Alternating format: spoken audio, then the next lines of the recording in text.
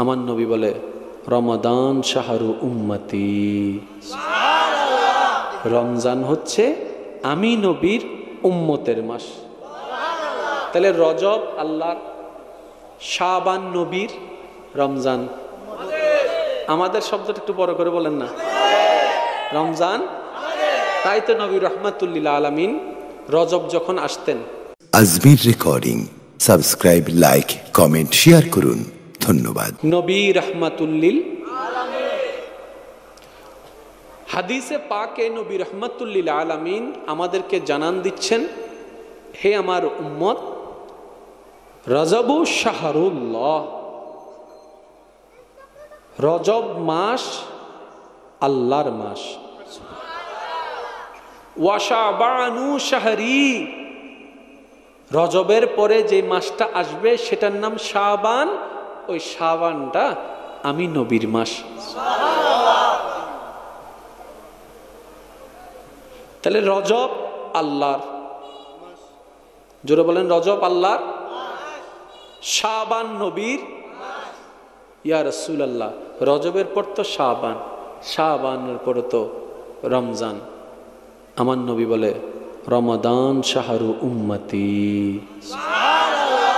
রমজান হচ্ছে আমি নবীর উম্মতের মাস। তাহলে রজব আল্লাহর, শাবান নবীর, রমজান আমাদের। শব্দটা একটু বড় করে বলেন না, রমজান।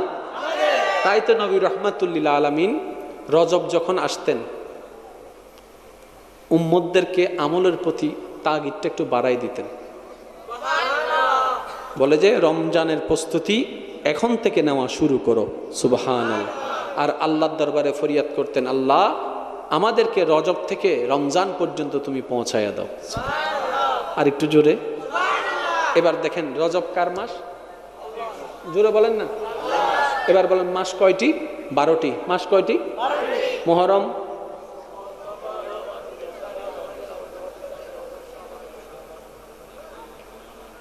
গোসই ভাই আওয়াজ আর বড় করে হন আসেন তো।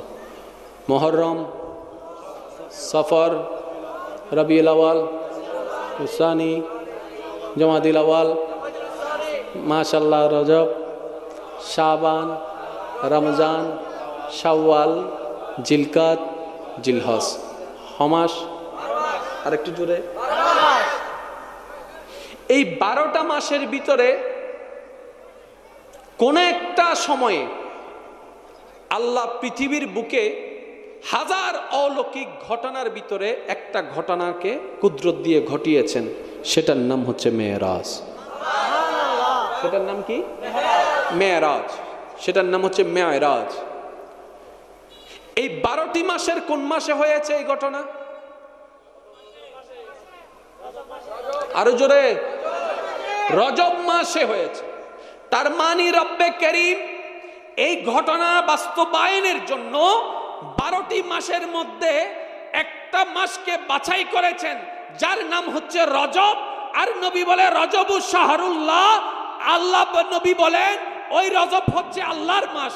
তার মানে হাবিব এর মেরাজের জন্য আল্লাহ নিজের মাসকে বাছাই করেছেন। তাহলে এই মেরাজের ভিতর অনেক তাত্ত্বিক জ্ঞান, অনেক গবেষণা, কারণ বাছাই করেছেন কে? কোরআনের উদ্ধৃতি দিয়ে আল্লাহ পাক জানাই দিচ্ছেন কোরআনের মাধ্যমে, সুবহানাল্লাযী আসরা বিআবদিহি লাইলাম মিনাল মসজিদিল হারাম ইলাল মসজিদিল আকসা। আর একটু জোরে। কেমন নবীর উম্মত হয়ে জন্মেছি জানেন? যে আল্লাহকে দেখার জন্য সমস্ত স্পেশাল স্পেশাল বান্দা নবী রাসূলরা দেওয়ানা ছিলেন, সেই আল্লাহ দয়া করে মেহেরবানি করে আমাদের নবীকে মেরাজে নিয়ে দেখা দিয়েছেন। নিজে থেকে দাওয়াত দিয়ে নিয়ে গিয়ে দেখা দিয়েছেন। আচ্ছা এবার বলেন, আপনি কাউকে দাওয়াত দিলেন, উনি নিজে থেকে আসলো, আপনি শুধু রিসিভ করেছেন, এই একটা সম্মান। আর একটা হচ্ছে আপনি ওনাকে আনার জন্য গাড়ি পাঠিয়ে দিয়েছেন। স্পেশাল কোনটা? নমাদের তো অননয় শুন গাড়ি পাঠায়, শুধু গাড়ি পাঠাইছে তা না, স্পেশাল স্পেশাল ভিআইপি গার্ড গুলারে পাঠাই দিয়েছে। যাও সবাই আজকে দুনিয়ার ভুবনে, আল্লাহ আমাদের ডিউটি তো অন্য জায়গায়, আল্লাহ পাক বলে আমি বলছি যাও, কাতারবদ্ধ হয়ে দাঁড়াও। সমস্ত ফেরেশতার সর্দার হচ্ছে জিব্রাইল।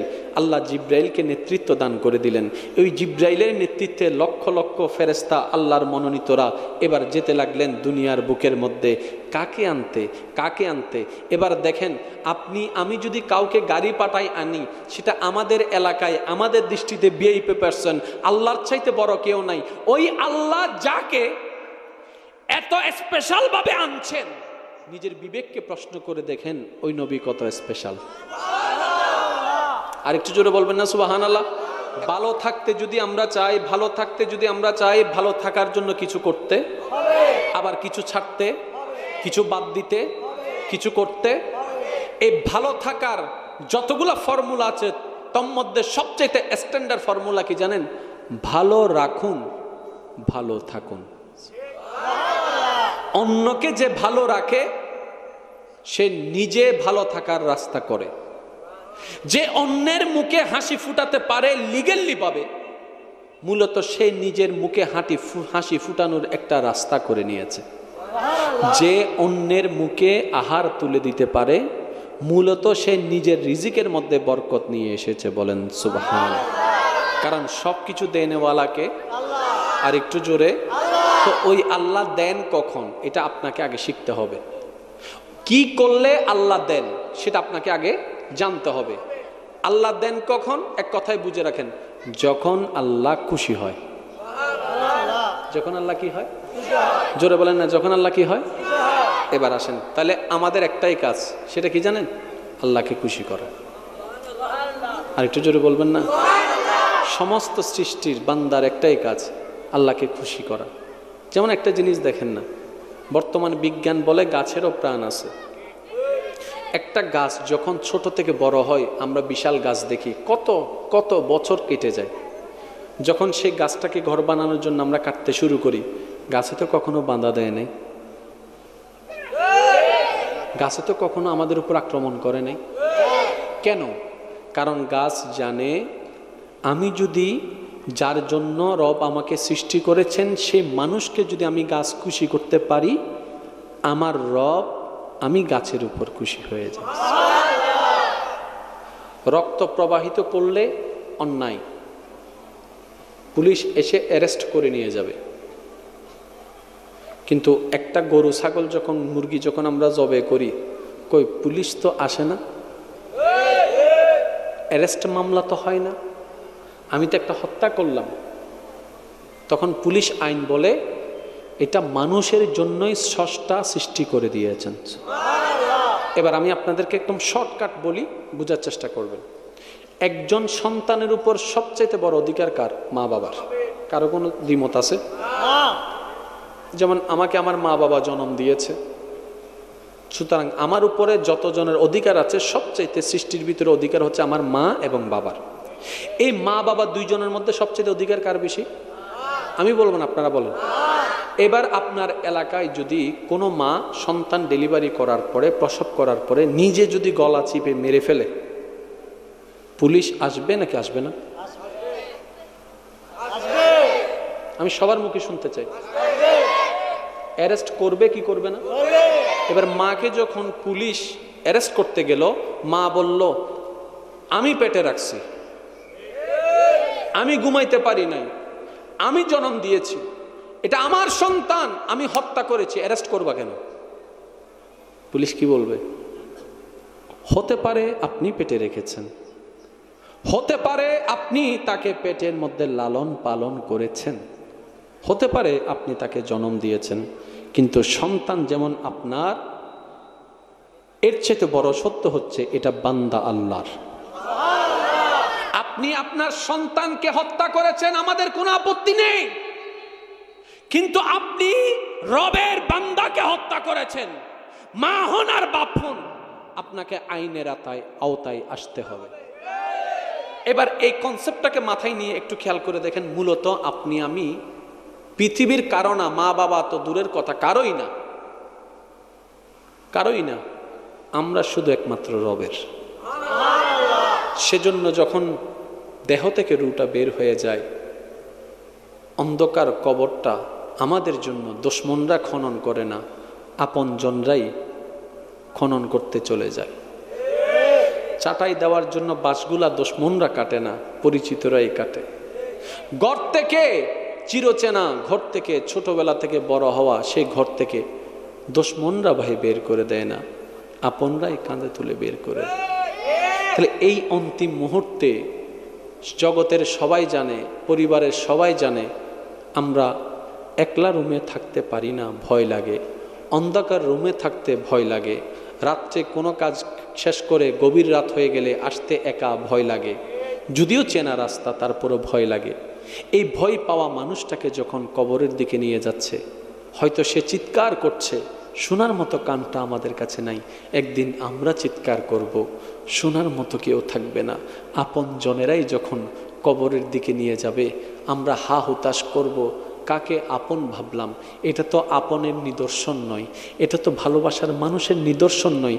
যতই জান পরাণ দিয়ে আপনার জন্য কলিজা কেটে খাওয়াই দেখ না কেন, যদি একবার বলেন ঠিক আছে তুমি আমাকে এত ভালোবাসো, আসো না একটু আমার সাথে কবরে একটা মিনিট থাকো, বলে যে তোমার ভালোবাসা তোমার কাছে, তোমার সাথে আমি যাব না। কিন্তু দেখেন নবী রহমতুল্লিল আলামিন কত ভালোবাসে উম্মতকে।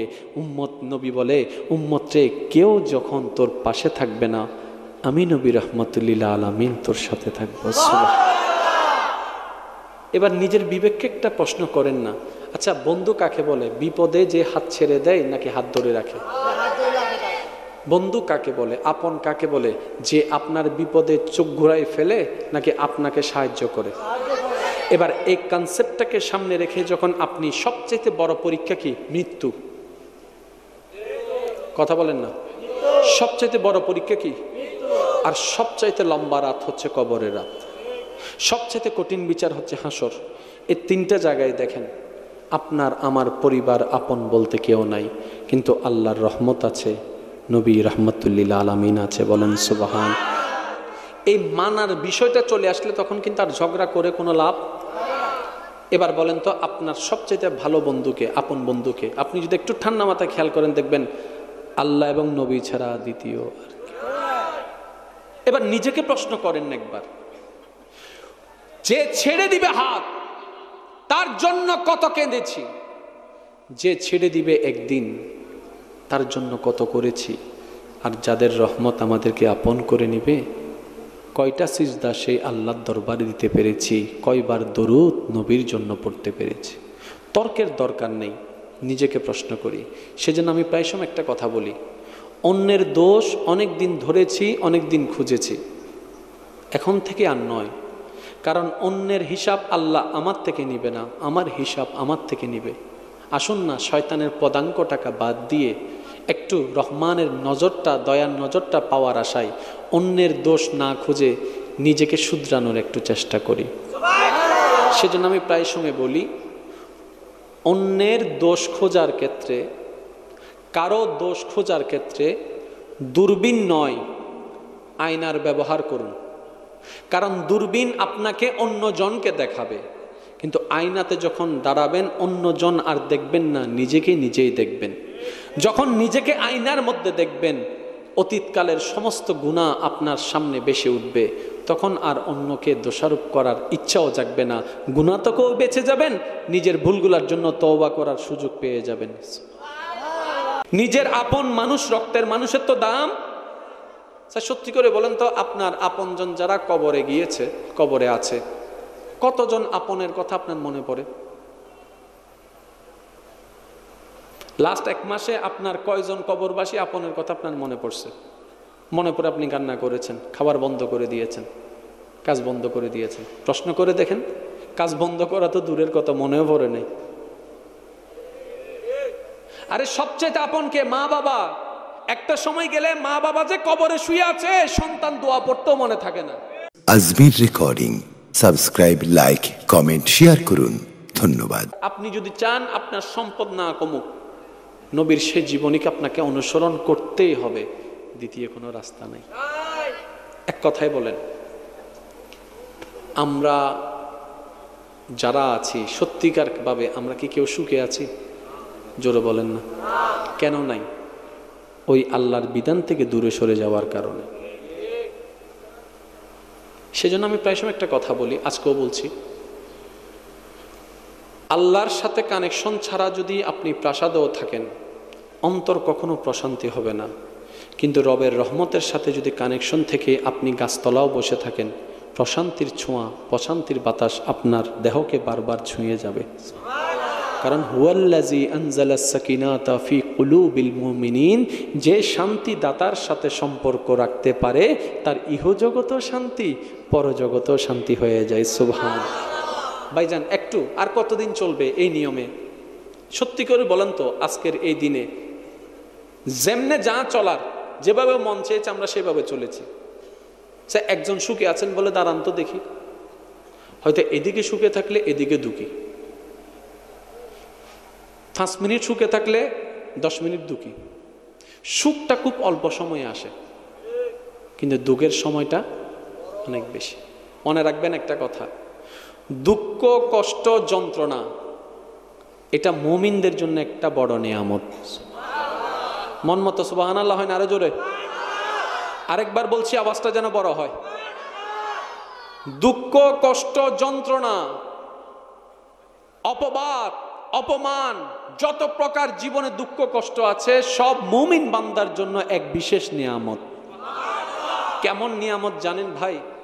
যদি সেই দুঃখ কষ্টের মধ্যে উনি ধৈর্য ধারণ করে, আল্লাহ পাক ওনার মর্যাদাকে বাড়ায় দেয়।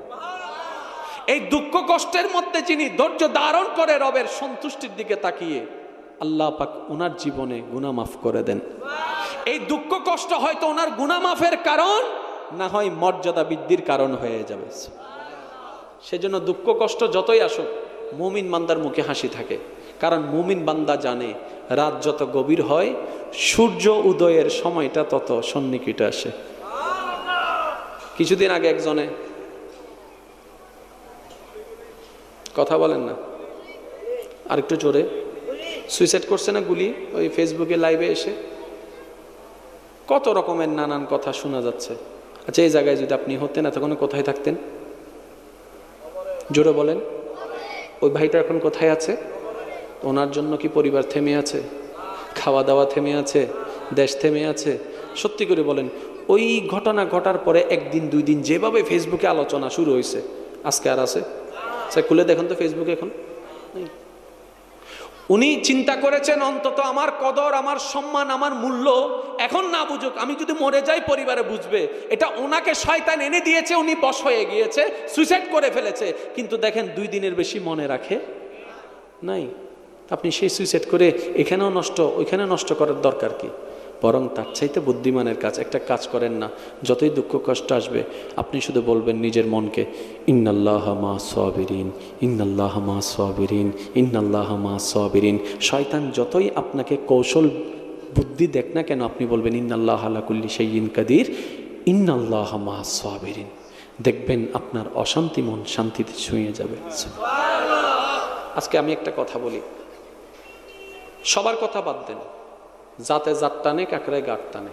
সিটাঙের একটা কথা আছে, যাতে জাত টানে কাকড়ায় গর্ত টানে।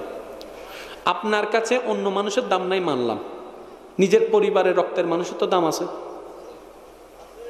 কথা বলেন না ভাই? এতটুকু তো আছে, এটা নিয়ে তো কোনো আপনাদের দ্বিমত নাই। নিজের আপন মানুষ, রক্তের মানুষের তো দাম। সত্যি করে বলেন তো, আপনার আপনজন যারা কবরে গিয়েছে, কবরে আছে, কতজন আপনের কথা আপনার মনে পড়ে? লাস্ট 1 মাসে আপনার কয়জন কবরবাসী আপনের কথা আপনার মনে পড়ছে? মনে পড়ে আপনি কান্না করেছেন, খাবার বন্ধ করে দিয়েছেন, কাজ বন্ধ করে দিয়েছেন। প্রশ্ন করে দেখেন, কাজ বন্ধ করা তো দূরের কথা, মনেও পড়ে নেই।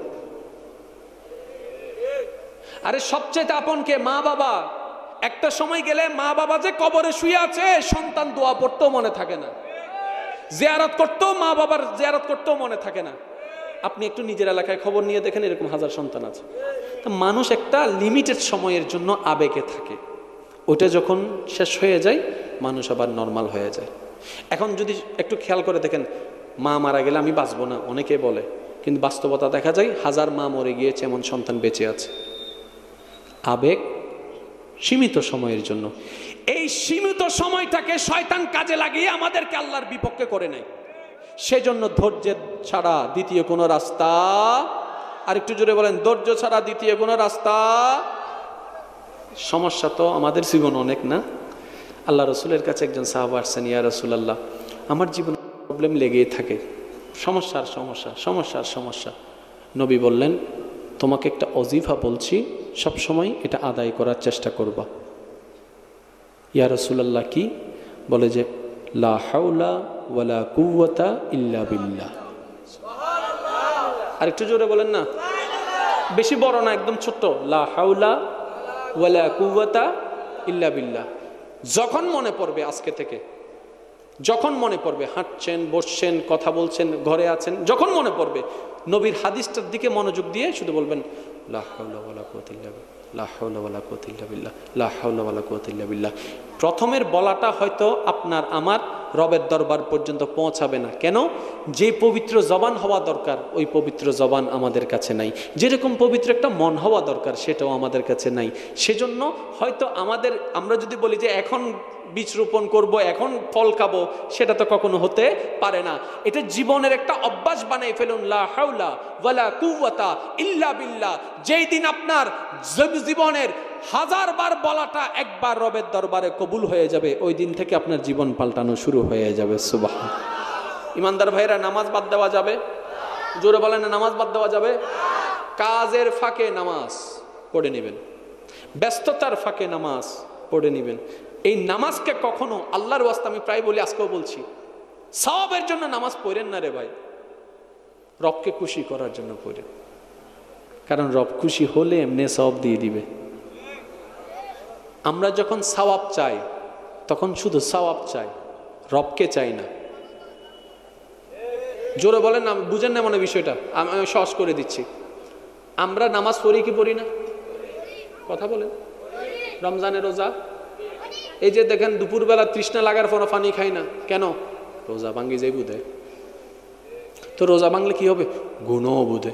তো গুণ হইলে কি বুধে? জাহান্নামও যাইম দে। এবার এটার উল্টা করেন, রোজা রাখলে কি হবে? সওয়াব হবে। যে সওয়াব হইলে কি হবে? মোর জান্নাত যাইম দে। কারো কোনো দ্বিমত আছে নাকি? থাকলে বলেন, আমি একটু দেখি চেহারা আছে। তাহলে কাজটা করলে সওয়াব, কাজটা না করলে গুনাহ। করলে সওয়াব পাইলে জান্নাতে যাব, না করলে গুনাহ হলে জাহান্নামে যাব। তার মানে করি যে জাহান্নামের ভয়ে, করি যে জান্নাতের লোভে। আল্লাহ কই? আল্লাহর জন্য কি করলাম? আফসোস এই জায়গায়, রব বলে তুমি যদি জাহান্নামের ভয়ে নয়, আমি নারাজ হব সেই ভয়ে, জান্নাতের লোভে নয়, আমি আল্লাহকে খুশি করার প্রয়াসে যদি করতা, সওয়াবে সওয়াব পেতা। জান্নাত তোমার খোঁজা লাগতো না, জান্নাত তোমাকে খুঁজে নিয়ে যেত। সেজন্য আমি বলি একটা কথা, কিছু মানুষ জান্নাত খোঁজে, কিছু মানুষ জান্নাত খোঁজে। আল্লাহর সৃষ্টিতে এমন কিছু স্পেশাল মানুষ আছে রে ভাই, যাদেরকে জান্নাত নিজেই রবের কাছে ফরিয়াদ করবে, আল্লাহ অমুককে একটু আমাকে দাও, অমুককে একটু আমাকে দাও, অমুককে একটু আমাকে দাও, অমুককে একটু আমাকে দাও, আল্লাহ অমুকের ছেলে অমুককে একটু আমাকে দাও। এবার আমরা প্রশ্ন করলাম, ও জান্নাত, আমরা তো সবাই তোমাকে খুঁজি, তুমি খুঁজো কাকে? জান্নাত বলে, যে আমার রবকে খুঁজে আমি জান্নাত তাকে খুঁজি। এবার তর্ক বাদ দেন, নিজেকে প্রশ্ন করেন, যা করেছি জান্নাতের জন্য করেছি, রবের জন্য এখনো করতে? সেজন্য আমাদের করাটা করাই হয়, কাজে কাজ কিচ্ছু।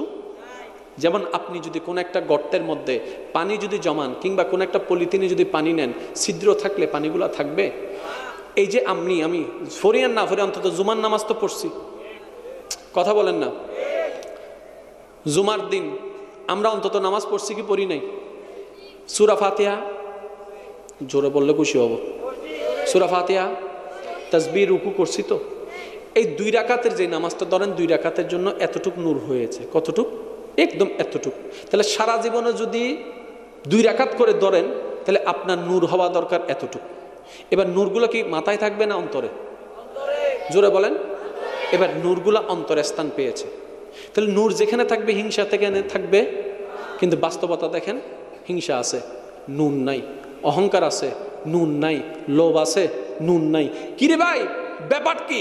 বলে যে যে গোডাউনে তুমি কোরআন তেলাওয়াতের নূর মওজুদ করার দরকার, নামাজের সিজদার নূর মওজুদ করার দরকার, তুমি হিংসা অহংকার শয়তানের ফাঁদে পড়ে সবগুলা ছিদ্র করে দিয়েছো। তো কামাও অল্প, নষ্ট করো বেশি।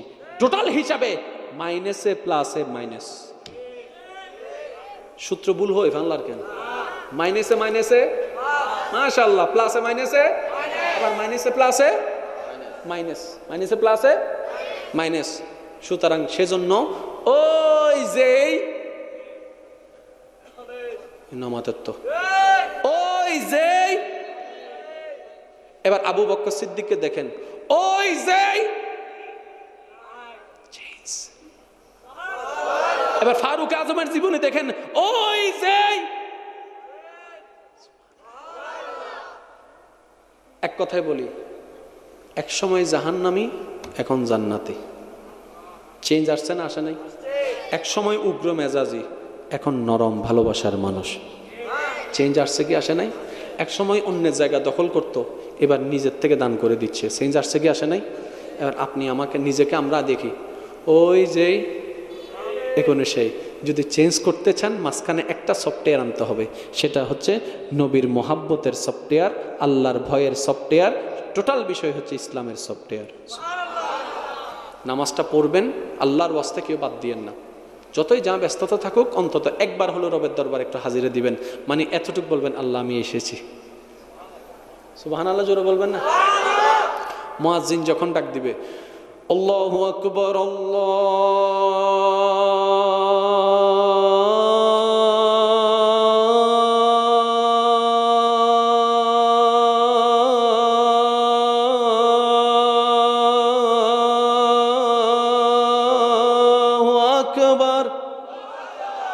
যত ব্যস্ততা থাক সুযোগ করে নেবেন। কেউ যদি জিজ্ঞেস করে কোথায় যাচ্ছ, আপনি বলবেন একটু রবের দরবার একটু হাজিরা দিয়ে আসি। সবাই শুনে অবাক হয়ে যাবে, কারণ সবার মুখে শুনেছে নামাজ পড়তে যায়, এ বলে যে রবের দরবারে হাজিরা দিতে যায়। একটু ভিন্ন রকমের কথা শুনলো, একটু কানের মধ্যে অন্যরকম লাগলো। এবার সে বলে যেটা তো বুঝলাম না। তখন আপনি বলবেন, যিনি আমাকে খাওয়ায় একটু ওনার দরবারে হাজিরা দিতে যাচ্ছে। যিনি আমার হাজার গোপন খবর জানা সত্ত্বেও গোপন করে রেখে আমাকে এখনো ইজ্জত বজায় রেখেছেন, ওই রবের দরবারে একটু হাজিরা দিতে যাচ্ছি। কাল হাসরে যে রবের দরবারে হিসাবের খাতা নিয়ে দাঁড়াতে হবে, ওই রবের দরবারে একটু হাজিরা দিতে যাচ্ছি। এবার কেউ যদি জিজ্ঞেস করে, তুমি কি ৮-১০ জনের মতো জান্নাত পাওয়ার স্বপ্ন নিয়ে নামাজের দিকে যাচ্ছ? আপনি বলবেন হাত জোর করে, আমি জান্নাত জানি না, জাহান্নাম বুঝি না, আমি শুধু আমার রবকে চাই, আমার রবকে চাই, আমার রবকে চাই, আমার রবকে চাই, আমার রহমানকে চাই, আমার রহিমকে চাই। এবার সে উত্তরটা শুনে একটু হতভম্ব হয়ে গেল, কিন্তু সবাই তো জান্নাত জান্নাত করে, এ তো দেখি ভিন্ন কথা। আপনি বলবেন, রবকে যদি পেয়ে যায় দুনিয়াটাও আমার জন্য জান্নাত হয়ে যাবে। স্পেশাল আর জান্নাত দরকার, এটাও আমি আপনাদেরকে একটু বুঝাই দিলে আপনারা বুঝবেন। মনে করেন এটা পুরাটা জান্নাত, শিক্ষিত ভাইয়ের একটু খেয়াল করবেন, এটা পুরাটা কি জান্নাত। আরো 3 মিনিট বেশি করে ফেলাই ওয়াজ। এটা পুরাটা কি? ঘর বাড়ি হুর গিলমান ফেরেস্তা ফল ফলাদি সব আছে এখানে, সব। এটার নাম কি? জোরে বলেন, এটার নাম কি? দুঃখের না সুখের? এবার সব আছে, শুধু আল্লাহর রহমতটা তুলে নেন, আল্লাহর রহমতটা নিয়ে ফেলেন। আমি বলছি না, আপনারা বলেন। সব আছে ভাই, শুধু আল্লাহর রহমতটা নিয়ে ফেলেন। এবার ওই ঘরের মধ্যে সাপ বিচ্ছু আগুন সব আছে, আল্লাহর রহমতটা একটু দিয়ে দেন। তা আপনি তো, আমি মনে করেছি জান্নাত মানে ঘর, জান্নাত মানে হুর গিলমা। নয় রে ভাই, নয়। জান্নাত মানে হচ্ছে আমার আল্লাহর রহমত। সেজন্য আমার নবী যেখানে শুয়ে আছেন সেটাকে জান্নাতের টুকরা বলে, কারণ রহমত যেখানে জান্নাত সেখানে। মা বাইনা বাইতি ওয়া মিম্বারি রাউযাতুম মির রিয়াজিল জান্নাহ। উচ্চ আওয়াজে বলেন না সুবহানাল্লাহ। আল্লাহ আমাদের সকলের হাজিরি কবুল করুক। একজন বোন বোরকা পরে স্কুটার নিয়ে গেলেন, কিছু উগ্রপন্থীরা অন্য একটা স্লোগান দিলেন। এই এতজনের ভিতরে আমাদের একজন বোন এমন একটা ধ্বনি বলেছে, যেই ধ্বনিটা হাজার ধ্বনির উপরে এমনভাবে ফ্লাশ হয়েছে, সারা বিশ্ব প্রকম্পিত হয়েছে, ওই আল্লাহু আকবরের ধ্বনিটা। এই Ajmer recording, subscribe, like, comment, share করুন। ধন্যবাদ। একজন বোন বোরকা পরে স্কুটার নিয়ে গেলেন, কিছু উগ্রপন্থীরা অন্য একটা স্লোগান দিলেন। এই এতজনের ভিতরে আমাদের একজন বোন এমন একটা ধ্বনি বলেছে, যেই ধ্বনিটা হাজার ধ্বনির উপরে এমনভাবে ফ্লাশ হয়েছে, সারা বিশ্ব প্রকম্পিত হয়েছে, ওই আল্লাহু আকবরের ধ্বনিটা। এই বোনটা যেন আমাদের সকল দিনই বোনদের জন্য একটা অনুপ্রেরণা হয়, যেখানে পর্দা করাটা বাঁধার সম্মুখীন, যে দেশে পর্দা করাটা একদম চাইলেই ইজি, এই দেশের ভাই বোনরা যেন, এই দেশের বোনেরা যেন এই বিষয়টাকে একটু মাথায় নেয়। ওই বোন যদি বাঁধার সম্মুখীন হওয়া সত্ত্বেও পর্দা করা না ছাড়ে, আমাদের জন্য তো বাঁধা নাই, আমরা যেন পর্দা করে রবকে খুশি করতে পারি। এটার তীব্র নিন্দা জানাই, কারণ যার যার বাঁচার অধিকার, জোরে বলেন না, যার যার বাঁচার অধিকার। আজকে মেয়র সাহেব এখানে বসা, আমাদের আজকে ধর্মীয় অনুষ্ঠান উনি এসেছেন, কালকে অন্যদের ধর্মীয় অনুষ্ঠান ওনাকে যেতে হবে। এবার আমি যদি প্রশ্ন করি, মেয়র সাহেব আপনি তো আমাদের, ওইখানে গেলেন কেন? তখন উনি বলবে আমি কারণ আমি সবার। কথা বলেন না কেন? আমি সবার, কারণ আমার এই স্থানের পিছনে, চেয়ারের পিছনে আমার এলাকার সর্বস্তরের মানুষের অবদান, সুতরাং আমি সবার জন্য কাজ করব। কথা বলেন ঠিক কি না? তাহলে প্রত্যেকটা কিছুর একটা সিস্টেম। আমি বলতে চাই এতটুকু, আপনি যদি আপনার পরিবারের মানুষকে অল্প কাপড় দিয়ে রাখতে চান, চালাতে চান, এটা আপনার ব্যক্তিগত ব্যাপার। আমাদের মা বোনদেরকে আমরা সম্মানের সহিত পর্দার মধ্যে রাখতে চাই, এটা আমাদের ব্যক্তিগত ব্যাপার। আপনার জায়গায় আপনি স্বাধীন। আপনার বোনকে যখন আপনি ছোট কাপড় পরাচ্ছেন, আমরা মুসলিম জাতিরা তো কোনো কিছু বলছি না, কারণ এটা আপনার ব্যক্তিগত ব্যাপার। আর কারো ব্যক্তিগত ব্যাপারে নাক গলানো আমাদের ইসলাম, আমাদের নবী আমাদেরকে শিক্ষা দেয় নাই। তো আমাদের বোনরা যখন বোরকা পরিধান করে নিজের কর্মের দিকে যায়, ওদেরকে ঠাট্টা মস্কারি করার অধিকার কারো নাই। আল্লাহ আমাদের সবাইকে বুঝার তৌফিক দান করুন। ইমানদার ভাইরা, ঝগড়া নয়, শান্তি চাই। একটু সবাই মিলে বলুন ঝগড়া, আর একটু জোরে বলুন ঝগড়া, শান্তি চাই। এবার আপনার এই এলাকায়, এই এলাকার নাম কি? মুন্সিপাড়া। অন্য বোয়ালখালীর কথা বাদ দেন, শুধু মুন্সিপাড়ার কথা বলেন। এই মুন্সিপাড়া, এখানে কি কি কারণে অশান্তি হচ্ছে আমি বলছি, আপনারা শুধু মিলান। জাগা, কেউ নাম করে ফেলছে নমাতত্ব, কেউ টাকা কামাই ফেলছে, কেউ বাঙ্গা করকে চারতলা বানাই ফেলছে, তারপরে আপনার টাকা পয়সা, আরো জোরে জামাই বাবুর ভিতর মিল, একজন আরেকজনের প্রতি শ্রদ্ধা, বাই বাইয়ে এক টেবিলে বসে খাই না। কথা বলেন না কেন? সবকিছুর মূলে কি? গরু লাগাইছে জামিলা, হাঁসে মুরগি লাগাইছে।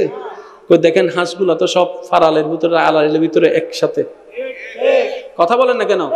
মুরগিগুলো আড়াইলের ভিতর একসাথে, গোয়াল ঘরের মধ্যে গরুগুলো সব একসাথে। আমরা একসাথে থাকতে পারছি না, অথচ পিএইচডি তারা করে নাই, আমরা করছি। সার্টিফিকেট তারা পাই নাই, আমরা পেয়েছি। স্কুল কলেজে তারা যায় নাই, আমরা গিয়েছি। শিক্ষকের কাছে তারা পড়ে নাই, আমরা পড়েছি। আমরা দুনিয়াবি জাস্ট কল শিক্ষিত হয়ে মিল থাকতে পারলাম না। আর কাক পড়ালেখা ছাড়া মিল আছে? একটা কাক যদি এখানে মরে, তাহলে একটু খেয়াল করে দেখেন তো, কাকের সামনে তো আমরা কিচ্ছুই না। যদি কাকের জবান থাকতো, সে এমন কথা বলতো আমাদের মাথা নিচু করে থাকা ছাড়া দ্বিতীয় কোনো উপায়। কিন্তু দেখেন, এই কাক সিদ্দিকে আকবরকে কোনো কথা শোনাতে পারবে না, এই গরু ওমর ফারুককে কোনো কথা শোনাতে পারবে না, এই হাঁস মুরগি ওসমান গনিকে কোনো কথা শোনাতে পারবে না, আমাদেরকে পারবে। কেন? ওই সাহাবায়ে কেরাম রাসূলের সুন্নত কেমন ভাবে আপন করে নিয়েছেন, মানুষের মতো মানুষ ওনারা হয়েছেন, আমরা তো রূপের মানুষ হয়েছে। আপনি সারা দুনিয়ার সম্পদ কামালেন, সম্মান কামালেন, বাবা কামালেন, দিন শেষে রাতে যদি এসে ঘরের মধ্যে শান্তিতে 2 মুঠো ভাত খেতে না পারেন, এই সম্মানের এই টাকার কি দাম আছে? একটাবার ভেবে দেখুন তো, কিচ্ছু দাম। রাতের বেলা ঘুমটা যদি আপনার প্রশান্তির ঘুম না হয়, এই কোটি টাকার খাটের দাম কি? ওই কোটি টাকার খাটের চাইতেও তো ওই জায়গাটা অনেক ভালো, যে ভ্যান গাড়ির উপরে একজন মানুষ নিশ্চিন্ত মনে চোখ বন্ধ করে ঘুমাই পড়েছে। তাহলে আপনি আমি কিসের পিছনে দৌড়াচ্ছি? কই, সেখানে তো সুখও নাই, শান্তিও নাই। আল্লাহর ওয়াস্তে এই কনসেপ্টটা একটু মাথায় বসান। আপনি যখন অন্যকে নামাতে চাইবেন, মূলত আপনি নিজেকে নামাচ্ছেন। এই কনসেপ্টটা একটু বুঝেন। আপনি যখন অন্য কাউকে নামানোর জন্য প্ল্যানিং করছেন, বদনাম করছেন, প্যাঁচ লাগাচ্ছেন, মূলত আপনি নিজেকে নামাচ্ছেন। কিভাবে? আপনি চিন্তা করছেন 2022 সালের কথা, কিন্তু আপনি তো জানেন না 23 সালে কি হতে যাচ্ছে। ওই 23 সালে গিয়ে আপনার জন্য অধপতন চলে আসবে। সেজন্য আমরা প্রায় সময় বলি, অন্যের জন্য যে গর্ত করে সে গর্তে সে নিজে পড়ে। ইসলাম বলে অন্যের জন্য গর্ত করিও না, তুমি তোমার সামনের জনকে প্রশংসা করতে থাকো। তুমি একজন নিচে নামতেওয়ালাকে তুমি উপরে তুলতে থাকো, একজন অসহায়কে তুমি সাহায্য করতে থাকো। তুমি এইদিকে রবের সৃষ্টির জন্য করে যাবা, রব তোমার জন্য জীবন সহজ করে দিবে। এটা হচ্ছে কনসেপ্ট। আমি কি বুঝাতে পারলাম? এবার নবী রাহমাতুল লিল আলামিন হুজরা শরীফে বসা, হঠাৎ করে একজন ক্ষুধার্ত অভাবী আসলেন। আসার পরে নবীকে বললেন, ইয়া রাসূলুল্লাহ, আমি খুব ক্ষুধার্ত, আমার বাচ্চা মেয়েটা খুব ক্ষুধার্ত, কিছু যদি সাহায্য করতেন। নবী রাহমাতুল লিল আলামিন সাথে সাথে অন্তর্মহলে গেলেন। যাওয়ার পরে জিজ্ঞেস করলেন আম্মা জানকে, কি আছে? বলে যে 2টা খেজুর আছে। কয়টা খেজুর আছে? তাহলে এতগুলা মানুষ, খেজুর আছে মাত্র 2টা। নবী বললেন, ওই 2টা আমাকে দাও। মাত্র শেষ সম্বল 2টা খেজুর। ওই অভাবী আসার কারণে নবী রাহমাতুল লিল আলামিন, আপনার নবী, আমার নবী, আমাদের নবী, 2টা খেজুর নিয়ে চলে আসলেন। আসার পরে সেই ক্ষুধার্তকে একটা দিলেন, ওনার মেয়েকে একটা দিলেন। ভিতর থেকে আওয়াজ আসে, আমাদের জন্য, আমাদের জন্য, আমাদের জন্য, আমাদের জন্য। নবী রাহমাতুল লিল আলামিন কি বললেন একটু শুনেন। নবী বললেন, যার সৃষ্টিকে খাওয়াইয়েছি ওই স্রষ্টাই আমাদেরটা ব্যবস্থা করে দিবেন।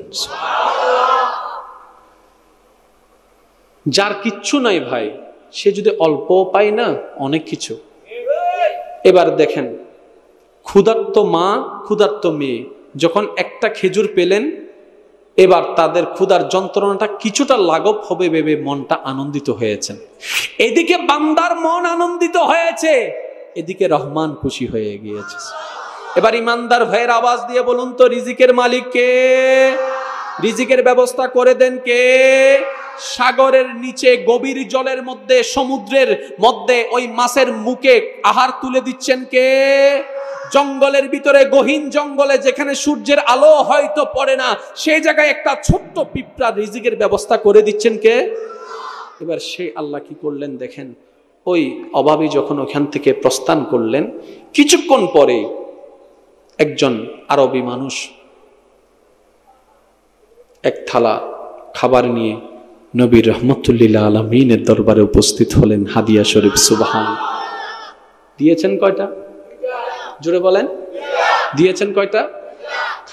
খাবার আসলো এক থালি। এবার সেই থালির খাবারটা নবী রাহমাতুল লিল আলামিন আরো যারা আছে তাদেরকে বন্টন করতে লাগলেন, বন্টন করতে লাগলেন, বন্টন করতে লাগলেন, বন্টন করতে লাগলেন, দিতে লাগলেন, দান করতে লাগলেন। সুবহানাল্লাহ। যতটুকু ঘরের জন্য দরকার ঘরের মধ্যে পাঠাই দিলেন। এবার এই নবীর জীবনীকে আল্লাহ পাক কি বলেছেন? উসওয়াতুন হাসানা। হে আমার বান্দারা, তোমরা যদি পাওয়ার জন্য সত্যিকার আগ্রহী হও, তোমরা যদি নিজেদের সফলতা চাও, আমার নবীর জীবন চরিত্র ছাড়া দ্বিতীয় কোনো ওয়ে, দ্বিতীয় কোনো রাস্তা তোমাদের জন্য আমি রাখি নাই। আল্লাহর ইচ্ছা হচ্ছে কোরআনকে কিয়ামত পর্যন্ত আমি পৃথিবীর বুকে টিকায় রাখবো। আল্লাহ কোরআনের মধ্যে সে কোয়ালিটি দান করেছেন। আল্লাহর ইচ্ছা হচ্ছে আমার নামের পাশে আমার মুস্তাফার নাম দিয়ে কিয়ামত পর্যন্ত আমি ইসলামের কালিমাকে টিকায় রাখবো। Ajmer recording, subscribe, like, comment, share করুন। ধন্যবাদ। আপনার গবেষণার আরো হাজার গুণ উপরে আমাদের নবীর আজমত, কারণ উনি অর্জন করেনি। একটা খেয়াল করবেন জিনিসটা, একটা হচ্ছে অর্জন করা আর একটা হচ্ছে পাওয়া। আপনি সম্পদ কামালেন, এটা একটা কথা। আপনাকে আপনার দাদা বাবা সম্পদ দিল, এটার একটা কথা। তাহলে নবী রাহমাতুল লিল আলামিনের ভিতরে যা আছে একটাও নবীর অর্জন নয়, সব এমন সত্তার দেওয়া যিনি ইন্নাল্লাহ আলা কুল্লি শাইইন কাদির, যার কর্মে, যার চিন্তায়, যার আদেশে কোনো প্রকার ভুল, ওই আল্লাহ দিয়েছেন নবীকে। যদি নবী পড়ালেখা করে অর্জন করতেন তাহলে একটা কথা ছিল, নবী অর্জন করে সব আল্লাহ নবীকে দান করেছেন। ইন্না আতাইনা কাল কাউসার। এবার একটু খেয়াল করেন, নবীর ভিতরে যা আছে দিয়েছেন কে? একটু সবাই মিলে বলেন, দিয়েছেন কে? কোন আল্লাহ? যার দেওয়ার মধ্যে কোনো ভুল নাই। নবীর ভিতরে যা আছে দিয়েছেন কে? যার দেওয়ার মধ্যে কোনো কমতি নাই। এবার আমি আপনাদেরকে ঠান্ডা মেজাজে বললে আপনারা একটু বুঝতে পারবেন। আমাদের প্ল্যানিং কয় বছরের হয়? 5 বছর, 10 বছর, 20 বছর, বেশির থেকে বেশি 25 বছর। এর দিন যতদিন আমাদের ক্যাপাসিটি আছে আমরা এত প্ল্যানিং এতটুকু করি। অনেকে দেখবেন এখন ঘর বানানোর সময় এমন ভাবে ঘর বানাই, আমি, আমার ছেলে মেয়ে, আমার নাতিরাও যেন থাকতে, এরকম একটা প্ল্যানিং। বেশি থেকে বেশি নাতি পর্যন্ত। তাহলে আপনার থেকে নাতির দূরত্ব বেশি থেকে 100 বছর। তাহলে আমাদের প্ল্যানিং ধরলাম 100 বছর, আল্লাহর প্ল্যানিং, আল্লাহর প্ল্যানিং তা কিয়ামত পর্যন্ত। আমাদের জ্ঞান যতটুকু, আমাদের প্ল্যানিং ততটুকু। সত্যও হতে পারে, মিথ্যাও হতে পারে, কিন্তু আল্লাহ পাক যখন মেজারমেন্ট করেন এটার মধ্যে কোনো ভুল। এবার আমার আল্লাহর ইচ্ছা হচ্ছে নবী ইসলামকে কিয়ামত পর্যন্ত আমি আল্লাহ পৃথিবীর মধ্যে টিকায় রাখবো। তার মানে ইসলামের মধ্যে আল্লাহ সেই কোয়ালিটি দান করে দিয়েছেন। আল্লাহর ইচ্ছা হচ্ছে কোরআনকে কিয়ামত পর্যন্ত আমি পৃথিবীর বুকে টিকায় রাখবো। আল্লাহ কোরআনের মধ্যে সেই কোয়ালিটি দান করেছেন। আল্লাহর ইচ্ছা হচ্ছে আমার নামের পাশে আমার মুস্তাফার নাম দিয়ে কিয়ামত পর্যন্ত আমি ইসলামের কালিমাকে টিকায় রাখবো। আল্লাহ নবীর মধ্যে সেই কোয়ালিটি দান করে দিয়েছেন। আমার সাথে সাথে বলবেন ওয়ারাফানা, মাশাআল্লাহ, ওয়ারাফানা। আওয়াজটা মনে আর একটু বড় হতে পারে। ওয়ারাফানা, সবার আলহামদুলিল্লাহ মুখস্থ। আল্লাহ আমার নবীর, আমাদের নবীর ভিতরে সব দান করেছেন যতটুক দরকার, যেভাবে দরকার, এবং প্রকাশ করার অনুমতিও দান করে দিয়েছেন। সুবহান। এবার একটু আয়াতটা খেয়াল করেন, বলেন ওয়ারাফানা। বলছেন কে? আল্লাহ। কার ব্যাপারে? নবীর ব্যাপারে। কার ব্যাপারে? এই নবীটা কাদের? এই নবীটা কাদের? আল্লাহ বলছেন আমাদের নবীকে। ভাগ্যটা কত ভালো দেখেন, যে আল্লাহর জন্য সৃষ্টিকুল পাগল, সেই আল্লাহ আমাদের নবীকে কত সম্মান দান করেছেন। ওই নবীর উম্মত বানাই আমাদেরকে কত সম্মানিত বানিয়ে দিয়েছেন। সুবহান। এটা আমাদের জন্য প্রাউড ফিল করার বিষয়, শুকরিয়া আদায় করার বিষয়। আল্লাহ পাক বলছেন ওয়ারাফানা লাকা যিকরাক। হাবিব, বন্ধু, হাবিব, বন্ধু, আমি আল্লাহ আপনি নবীর জন্য আপনার সম্মানকে, আপনার প্রশংসাকে, আপনার তারিফকে, আপনার জিকিরকে, আপনার শানকে, আপনার মানকে, এক কথায় আপনার জিকির, আপনার কথা, আপনার প্রশংসাকে আমি আল্লাহ বাড়িয়ে দিয়েছি। গ্রামার একটু খেয়াল করবেন, বাড়িয়ে দিয়েছি, বাড়িয়ে দিচ্ছি, একটু খেয়াল করবেন, বাড়িয়ে দিচ্ছি, বাড়িয়ে দিব, বাড়িয়ে দিব হলে ফিউচার, বাড়িয়ে দিচ্ছি হচ্ছে বর্তমান। বাড়িয়ে দিয়েছি, আমি তোমাকে জায়গাটা দিয়ে দিয়েছি। তাহলে দিয়েছি 19 সালে, আজকে 22 সাল, এটা এখনো তোমার। তা আল্লাহ বলছেন আমি আল্লাহ আপনি নবীর শান মান ইজ্জত সম্মানকে আমি বাড়িয়ে দিয়েছি। তাহলে বাড়ানেওয়ালা বাড়িয়ে দিয়েছে। আজকে 2022 সালে আপনারা এখানে বসে কি করছেন? 2022 সালে জায়গায় জায়গায় মাহফিল হচ্ছে কেন? 2022 সালে আজানের মধ্যে নবীর নাম নেওয়া হচ্ছে কেন? তাহলে এবার আমরা ভাবলাম, আমরা বললাম আমরা আজানের মধ্যে নবীর নাম নেওয়ার কারণে নবীর সম্মান বেড়ে যাচ্ছে। আমরা মাহফিলে, তফসির মাহফিলে যখন আমরা নবীর শান বর্ণনা করি তখন নবীর সম্মান, শান, পরিচিতি বেড়ে যাচ্ছে। আমরা মনে করলাম কোরআন তেলাওয়াতে যখন নবীর শান পড়ি তখন নবীর সম্মান বেড়ে যাচ্ছে। রব্বে করিম বলেন না না না, তোমাদের বলার কারণে, তোমাদের ওয়াইজের কারণে, তোমাদের আজানের কারণে, তোমাদের তেলাওয়াতের কারণে আমার নবীর শান বাড়েনি, বাড়বে না, বরং ওটা তো আগে থেকে বাড়িয়ে দেওয়া হয়েছে। ওই বাড়িয়ে দেওয়াটা তোমরা এখন বলে বলে নিজেদেরকে দামি বানাচ্ছ। আলেম ওলামার সম্মান, আলেম ওলামার সম্মান, আপনার বড় ভাইয়ের সম্মান নাই, ছোট ভাইয়ের এত সম্মান কেন? বলে যে ছোট ভাইয়ের হৃদয়ে কোরআন স্থান পেয়েছে, ছোট ভাইয়ের হৃদয়ে নবীজির হাদিস স্থান পেয়েছে, মুখের মধ্যে নবীজির সুন্নত স্থান পেয়েছে, পোশাকে ইসলামের পোশাক সৌন্দর্য ফুটে উঠেছে। এক কথায় ওই নবীর সুন্নতকে আপন করে আমরা নিজেরাই নিজেদেরকে সম্মানিত করেছি। আমরা আমাদের বলার কারণে নবীর সম্মান বাড়ে। জোরে বলেন না, নবীর সম্মান বাড়ে। কারণ নবীর সম্মান আমাদের মোকাফেক্কি নয়, আমরা নবীর সম্মানের মোকাফেক্কি। আর একটু জোরে বলেন। এই ছোট্ট ছোট্ট বিষয়গুলো যদি আমরা একটু ক্লিয়ার হয়ে যেতে পারি তাহলে আমাদের অনেক বড় বড় সমস্যা সমাধান হয়ে যাবে। আল্লাহ আমাদেরকে একটু বুঝার তৌফিক দান করুন। আর ঝগড়া নয়, একটু শান্তিতে থাকতে চাই। দুনিয়াতে বাঁচবেন আর কয়দিন? দেখতে দেখতে অনেকটা দিন শেষ হয়েছে, এখনো সেই আগের মতো ঝগড়াঝাটি, মনোমালিন্য, হিংসা, বিদ্বেষ, লোভ, আমিত্ব, অহংকার, এই সমস্ত জিনিস নিয়েই আমাদের দিন কাটছে। আগে যেমন অশান্তি, এখনো ঠিক অশান্তি। তো নিজের ভালো নাকি পাগলও বুঝে।